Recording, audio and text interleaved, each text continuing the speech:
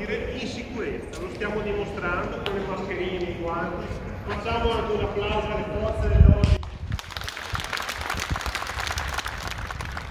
Una protesta pacifica, tanto pacifica che alla fine, su richiesta del sindaco, è partito anche un applauso alle forze dell'ordine. Questo è il flash mob organizzato dai commercianti del capoluogo, anticipato nella giornata di domenica dall'abbraccio, ovviamente a distanza, di tanti cittadini. Il copione si è replicato nel pomeriggio, un grido d'allarme che dal salotto buono della città vuole arrivare nei palazzi della politica a farsi portavoce della protesta lo stesso primo cittadino. A 55 giorni dall'inizio di questa crisi sanitaria, ad oggi non sono ancora arrivati quelle risposte che lo Stato doveva dare, quindi nessuna volontà di far polemica politica, ma semplicemente il desiderio e la volontà di chiedere risposte certe in tempi certi. Risorse e tempi certi che lo stesso Conte aveva chiesto anche per le casse comunali, perché una cosa appare sempre più chiara: le istituzioni locali di fronte a un'emergenza planetaria possono fare ben poco. L'amministrazione, come ho già ripetuto, farà il massimo, però il supporto e l'alleggerimento fiscale che le amministrazioni comunali possono dare